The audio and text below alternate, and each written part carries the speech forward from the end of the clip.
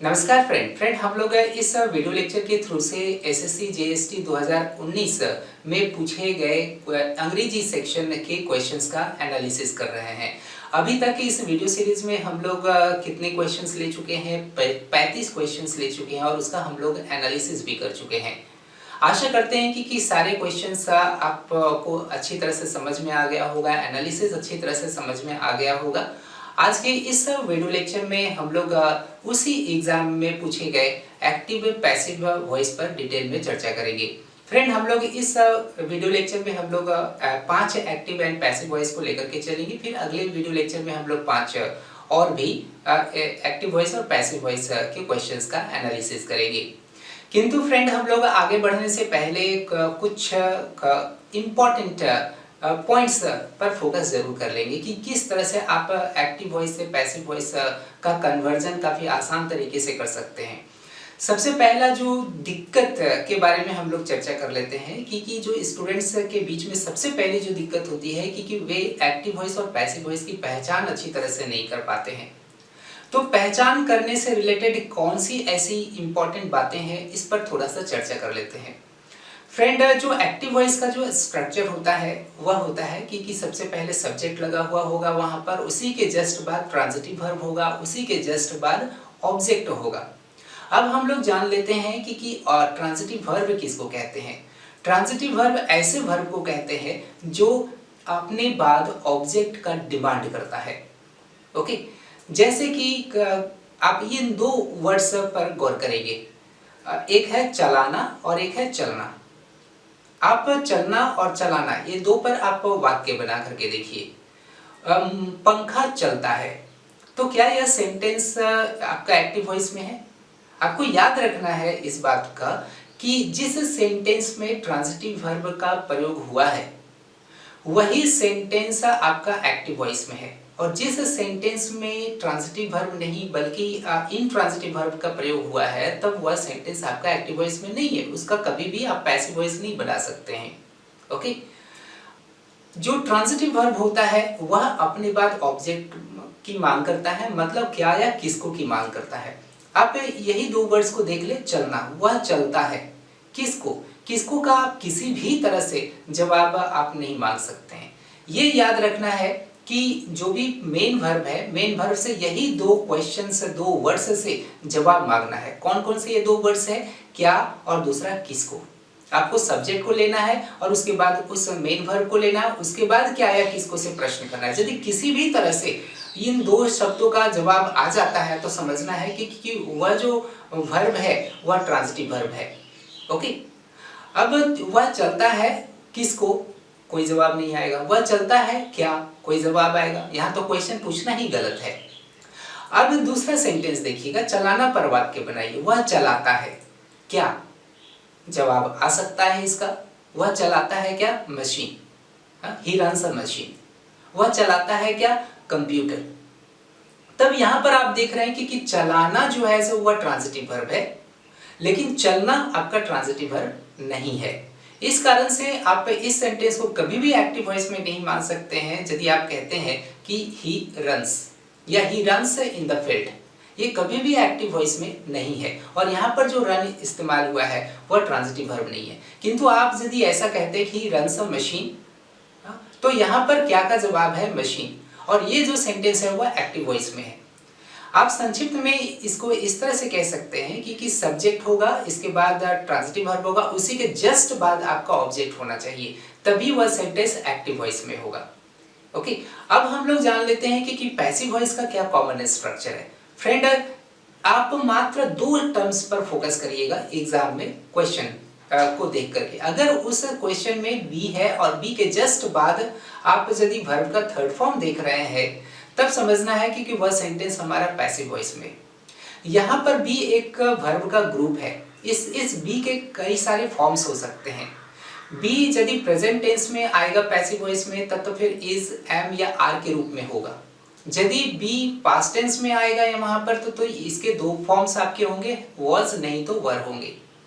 B के participle forms भी आपको देखने के लिए मिल सकता है। बी खुद एक फॉर्म आपका है और बीन और बीन इसके पार्टिसिपल फॉर्म्स है।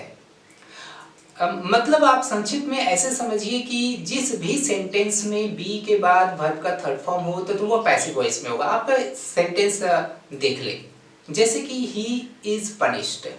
ओके, यहाँ पर बी का कौन सा फॉर्म है? इज है। इसके बाद आप वर्ब का कौन सा फॉर्म लगा रहे हैं? वर्ब का थर्ड फॉर्म लगा रहे हैं। इसके बाद पनिश्ड आया, तो ये जो सेंटेंस है पैसिव वॉइस में है। ओके, आप दूसरा कोई सेंटेंस ले ले, ही हैज बीन पनिश्ड। यहाँ पर जो बी का फॉर्म किस रूप में आया है? बीन के रूप में आया है, पार्टिसिपल के फॉर्म में आया हुआ है। ओके, और बीन के बाद आप क्या देख रहे हैं? वर्ब का थर्ड फॉर्म आ रहा है। इस कारण से ये भी सेंटेंस आपका पैसिव वॉइस में। एक अन्य सेंटेंस पर आप गौर करेंगे, ही इज बीइंग पनिश्ड। यहाँ पर बी का कौन सा फॉर्म आ रहा है? बीइंग, पार्टिसिपल का फॉर्म आ रहा है। अब उसके बाद फिर क्या आ रहा है? फिर वर्ब का थर्ड फॉर्म आ रहा है। इसीलिए ये भी जो सेंटेंस है वह पैसिव वॉइस में है। ये हुआ कुछ विशेष तरह के तथ्य एक्टिव वॉइस और पैसिव वॉइस की पहचान करने के लिए। अब हम लोग जानते हैं कि एक्टिव वॉइस से पैसिव वॉइस आप कैसे बना सकते हैं। फ्रेंड, आप एक एग्जांपल लेकर के चले। ही किक्स द फुटबॉल, वह फुटबॉल को पैर से मारता है।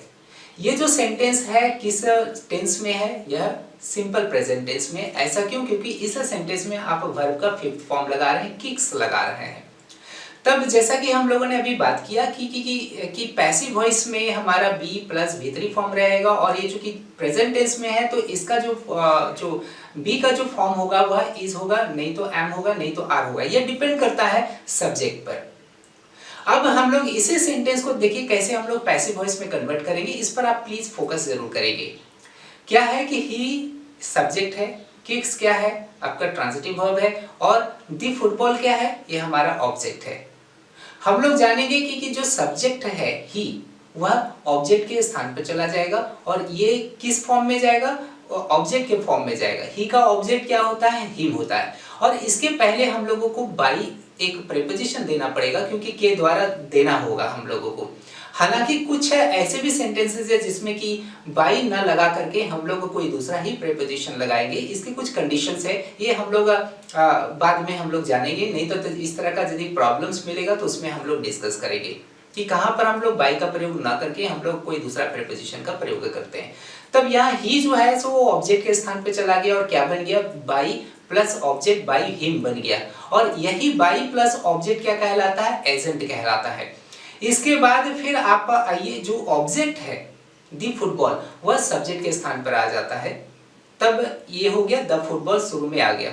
ओके, अब जो बचा हुआ है क्या? किक्स। ये जो किक्स ट्रांजिटिव वर्ब है वह किस फॉर्मेट में आएगा? वह बी प्लस भीतरी के फॉर्मेट में आएगा। ओके, द फुटबॉल यहाँ पर सिंगुलर है, इस कारण से बी का फॉर्म क्या आएगा? यहाँ पर इज आएगा। इसके बाद किक्स जो है वह वर्ब का कौन से फॉर्म में तब्दील हो जाएगा? वह वर्ब के थर्ड फॉर्म में तब्दील हो जाएगा। इस तरह से क्या हुआ कि he the football is kicked by him. तो ये इसका पैसिव वॉइस बना। आशा करते हैं कि ये जो फॉर्मूला है, ये जो तरीका है, वो आपको अच्छी तरह से समझ में आ गया होगा। नहीं तो आप वीडियो को पॉज करके बार बार इसे समझने का प्रयास जरूर करेंगे। और यही जो मेन जो चीज़ है कि एक्टिव वॉइस से पैसिव वॉइस में कैसे कन्वर्ट किया जाता है, इसी को ही आपको फोकस करना है। और यही आपके हर तरह के एक्टिव से पैसिव वॉइस में कन्वर्ट करने के लिए फॉलो किया जाता है। अब फ्रेंड्स, हम लोग उन क्वेश्चंस का डिस्कशन करते हैं जो ऑलरेडी एग्जाम्स में आ चुके हैं। तो चलते हैं हम लोग स्क्रीन पर। फ्रेंड्स, सबसे पहला क्वेश्चन लेते हैं। The urgency to conclude the regional comprehensive economic partnership had been promoted by global uncertainties. Friend, जैसा कि अभी हम लोग थ्योरी में सीखे हुए थे कि जिस किसी भी स्ट्रक्चर में बी और उसके बाद फिर वर्ब का थर्ड फॉर्म होगा तो वह सेंटेंस हमारा पैसिव वॉइस में होगा। मतलब कि ये देखिएगा, ये हमारा पैसिव वॉइस स्ट्रक्चर में है। तब हमें किसकी खोज करना है? एक्टिव वॉइस की खोज करना है। तब और ये भी ध्यान में रखना है कि यहाँ पर हैड के बाद वर्ब का थर्ड फॉर्म आया है, जिसका यह मतलब हुआ कि सेंटेंस पास्ट परफेक्ट टेंस में है, और इसका एक्टिव वॉइस भी पास्ट परफेक्ट टेंस में होना चाहिए। मतलब हमें उस ऑप्शन की तलाश करना है जिसमें कि हैड आया ही हुआ हो और हैड के जस्ट बाद वर्ब का थर्ड फॉर्म आया हुआ हो। तो सबसे पहले हम लोग फर्स्ट ऑप्शन को देखते हैं। फर्स्ट ऑप्शन में हैड आया हुआ और उसके बाद वर्ब का थर्ड फॉर्म आया हुआ है, तब यह ऑप्शन हो सकता है। हालांकि हम लोग अन्य भी ऑप्शन देख लेते हैं। यहाँ पर देखिएगा वर आया हुआ है, इसलिए ये जो सेंटेंस है ये एक्टिव वॉइस इस पैसिव वॉइस का नहीं हो सकता है। इसमें हैज आया हुआ है, यहाँ हैड रहता तब इसके बारे में सोच सकते थे, इसलिए हमारा थर्ड ऑप्शन भी नहीं होगा। और फोर्थ ऑप्शन में यहाँ पर simple past tense V2 form का प्रयोग किया गया है, पास्ट परफेक्ट टेंस का प्रयोग नहीं किया गया, हैड नहीं आया हुआ है, इस कारण से फोर्थ सेंटेंस भी एक्टिव वॉइस इस पैसिव वॉइस का नहीं होगा। तो यहाँ देख रहे हैं कि पहला ही ऑप्शन मदर सेंटेंस का एक्टिव सेंटेंस है। ओके, अब हम लोग दूसरा सेंटेंस को लेकर के चलते हैं। दूसरा सेंटेंस क्या है कि the archaeological survey of India is building another museum to house excavated objects from across the country.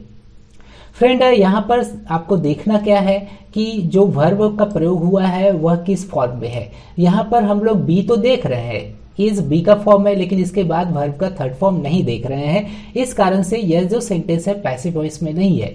यह किस फॉर्म में है? यह एक्टिव फॉर्म में है, मतलब एक्टिव वॉइस सेंटेंस है। इसका पैसिव वॉइस क्या बनेगा? बी के बाद हम लोग वर्ब का फोर्थ फॉर्म डालेंगे, इसके बाद V3 फॉर्म डालेंगे। कहने का मतलब हुआ कि इज बीइंग प्लस बिल्डिंग का V3 फॉर्म बिल्ट लगाएंगे, तो जहां पर भी ये जो फॉर्म रहेगा वही हमारा आंसर होगा। अब हम लोग सबसे पहला ऑप्शन को देखते हैं। यहाँ हैज बीन आया हुआ है जो कि गलत है, क्योंकि ये जो सेंटेंस है कंटिन्यूअस टेंस में है, लेकिन ये परफेक्ट टेंस में आया, इस कारण से ये ऑप्शन नहीं हो सकता है। दूसरा देखिएगा ऑप्शन फ्यूचर टेंस में आ गया, इसलिए ये भी नहीं हो सकता है। तीसरा ऑप्शन में हम लोग देख रहे हैं कि इज बिल्ट आया हुआ है, लेकिन कंटिन्यूअस टेंस को ये फॉलो नहीं कर रहा है, ये जो पैसिव स्ट्रक्चर है, इस कारण से हमारा थर्ड ऑप्शन भी नहीं होगा। और देखिएगा फोर्थ ऑप्शन ही होगा, क्योंकि यहाँ पर देख रहे हैं बी आया हुआ, बी के बाद वर्ब का फोर्थ फॉर्म आया है, इसके बाद फिर V3 फॉर्म भी आया हुआ है। कहने का मतलब ये हुआ कि ये सारी चीजों को फॉलो कर रहा है, ये इस कंटिन्यूअस टेंस के एक्टिव वॉइस का पैसिव वॉइस स्ट्रक्चर है, इसलिए सेकेंड क्वेश्चन का आंसर हमारा फोर्थ वन होगा। अब हम लोग थर्ड क्वेश्चन को देखते हैं। थर्ड क्वेश्चन क्या है? Do not disturb me while I am preparing my project report. यहाँ पर भी हम लोग देख रहे हैं कि ये जो सेंटेंस है वह एक्टिव वॉइस में है। यहाँ पर हम लोग देख रहे हैं कि ये ट्रांजिटिव वर्ब है, इसके बाद हम लोग देख रहे हैं ऑब्जेक्ट है, इसके बाद फिर यहाँ पर हम लोग देख रहे हैं कि एम के बाद वर्ब का फोर्थ फॉर्म आ रहा है, और यहाँ पर बी के बाद कहीं पर भी हम लोग वर्ब का थर्ड फॉर्म नहीं देख पा रहे हैं, इसलिए ये जो सेंटेंस है ये हमारा एक्टिव वॉइस में ही है। तब इसका पैसिव वॉइस हमको खोजना है। अब पहला सेंटेंस पर हम लोग गौर करते हैं कि पहला सेंटेंस है I am not to be disturb. B के बाद वर्ब का थर्ड फॉर्म नहीं दिया गया है, इस कारण से ये ऑप्शन हमारा नहीं होना चाहिए। और ऐसे भी देखिएगा फ्रेंड की कि ये जो सेंटेंस है ये हमारा किस फॉर्म में है? ये हमारा इंपेरेटिव सेंटेंस है। इंपेरेटिव सेंटेंस कैसे सेंटेंस को कहते हैं? यह एक ऐसा सेंटेंस होता है जिसमें सेंटेंस की शुरुआत वर्ब के फर्स्ट फॉर्म से होता है। तो डू क्या है? वर्ब का फर्स्ट फॉर्म है, इस कारण से ये पूरा का पूरा सेंटेंस क्या है? एक्टिव वॉइस में है। तो एक्टिव वॉइस का जो पैसिव वॉइस बनता है वह लेट से स्टार्ट होता है, जो हमारा यहाँ पर सेकंड में हम लोग देख तो पा रहे हैं, लेकिन हम लोगों को यह जांच करना है कि क्या सेकंड हो सकता है या नहीं हो सकता है। Let me not being, let के बाद हम लोग वर्ब का फर्स्ट फॉर्म लगाते हैं, लेकिन यहाँ पर लेट के बाद हम लोग देख रहे हैं कि वर्ब का फोर्थ फॉर्म है, इस कारण से सेकंड ऑप्शन भी नहीं होगा। अब थर्ड ऑप्शन को देखिएगा, I should not have been disturbed. ये देखिएगा कि ये परफेक्ट टेंस में जा रहा है ये स्ट्रक्चर, लेकिन हमारा एक्टिव वॉइस देख रहे हैं यहाँ पर कि कहीं पर भी हमारा ये परफेक्ट टेंस में है ही नहीं, ये कंटिन्यूअस टेंस में है और ये हमारा इंपरेटिव फॉर्म में है यहाँ से यहाँ तक, इस कारण से हमारा थर्ड ऑप्शन भी नहीं होगा। तो बचा है हम लोगों का फोर्थ ऑप्शन, इसलिए फोर्थ ही होगा, इसी को आप लेकर के चलेंगे। ओके, तो देखा दोस्तों कि किस तरह से मैं फाइंड आउट कर रहा हूँ सारी चीज़ों को, किस तरह से सोल्यूशन दे रहा हूँ, इस पर प्लीज़ आप जरूर गौर करेंगे। तब यहाँ इस सेंटेंस को अब हम लोग पढ़ भी लेते हैं। आई should not be disturbed, okay, while I am preparing my project report. ये देखिएगा कि बी के बाद वर्ब का थर्ड फॉर्म आ रहा है और जैसा यहाँ पर सेंस दे रहा है वैसा ही हमारा फोर्थ भी सेंस दे रहा है। इस कारण से ये इसका जो पैसिव वॉइस होगा वो फोर्थ वन होगा। अब हम लोग फोर्थ प्रॉब्लम को देखते हैं। फोर्थ प्रॉब्लम क्या है? They were questioned by the immigration officer.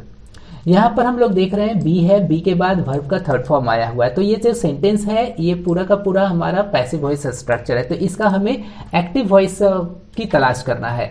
तो वर्ब का हम लोग एक्टिव वॉइस क्या करेंगे कि हम लोग कहीं वर्ब का सेकंड फॉर्म वाले सेंटेंस को देखना है।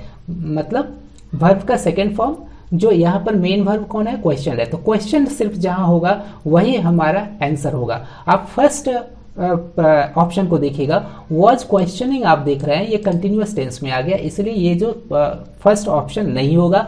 दूसरा जो ऑप्शन में आप देख रहे हैं कि विल क्वेश्चन है, ये भी ऑप्शन नहीं होगा क्योंकि ये फ्यूचर टेंस में आया है, जबकि हमें इसको किस फॉर्म में देना है? सिंपल पास्ट में देना है। और सिंपल पास्ट टेंस का जो फॉर्म होता है वह उसमें जो वर्ब प्रयुक्त होता है वह वर्ब का सेकंड फॉर्म रहता है। और जो आप फोर्थ में देख रहे हैं क्वेश्चन आया हुआ है, यहाँ पर देखिए ये प्रेजेंट टेंस में आया हुआ है, इसलिए थर्ड ऑप्शन नहीं होगा। तो देखा दोस्तों कि कितना जल्दी हम इसे बना पा रहे हैं। अब देखेंगे फिफ्थ प्रॉब्लम को। फिफ्थ प्रॉब्लम को हम लोग पढ़ करके चलते हैं, हम लोग फिफ्थ प्रॉब्लम को लेकर के चलते हैं। फिफ्थ प्रॉब्लम क्या है? The enforcement directorate has seized a 22 room sprawling seaside farm house in Alibag. Okay, यह सेंटेंस आपका एक्टिव वॉइस में है क्योंकि आप देख रहे हैं कि यहाँ पर कहीं पर भी बी का फॉर्म नहीं आया हुआ है। हैज के बाद सीधा सीधी वर्ब का थर्ड फॉर्म आया हुआ है, इसके बाद फिर ऑब्जेक्ट आया हुआ है, इस कारण से ये एक्टिव वॉइस में है और इसका हमें पैसिव वॉइस की तलाश करना है। पैसिव वॉइस इसका क्या होना चाहिए, किस तरह के फॉर्मेट में होना चाहिए? वहां पर हैज या हैव का फॉर्म होना चाहिए सब्जेक्ट के अनुसार। इसके बाद फिर हम लोग बीन लगाएंगे जरूरी इसमें, इसके बाद फिर हम लोग सीज्ड मतलब वर्ब का थर्ड फॉर्म लगाएंगे। तो जो भी ऑप्शन इस चीज को सेटिस्फाई करेगा वही हमारा आंसर होगा। फर्स्ट ऑप्शन को देखते हैं कि इज बीइंग आया हुआ है, जो कि ये गलत है क्योंकि यहाँ पर परफेक्ट टेंस में है, यहाँ पर एक्टिव वॉइस, इसलिए पैसिव वॉइस भी तो परफेक्ट टेंस में होना चाहिए, इसलिए पहला ऑप्शन नहीं होगा। दूसरा ऑप्शन में भी हम लोग देख रहे हैं कि यहाँ पर विल बी सीज्ड आया हुआ है जो कि फ्यूचर टेंस को शो कर रहा है, इस कारण से ये भी नहीं होगा। हमें परफेक्ट टेंस वाले ऑप्शन की तलाश करना है। अब थर्ड को देखेंगे, थर्ड में आप देख रहे हैं कि इज सीज्ड आया हुआ है जो है नहीं, यहाँ पर हैज बीन रहता तब इसके बारे में सोच सकते थे, इस कारण से ये भी नहीं होगा। अब बचा है फोर्थ ऑप्शन, तो यही होगा। यहाँ पर आप देख रहे हैं कि हैज बीन सीज्ड है, इस कारण से यही हमारा ऑप्शन होगा। तो फ्रेंड आपको कैसा लगा ये एनालिसिस, प्लीज इसके बारे में आप जरूर कमेंट के थ्रू से बताइएगा। हम लोग अगले वीडियो सीरीज में मिलते हैं जिसमें कि हम लोग नेक्स्ट 5 एक्टिव वॉइस और पैसिव वॉइस पर प्रॉब्लम्स हम लोग लेंगे। Thank you for watching.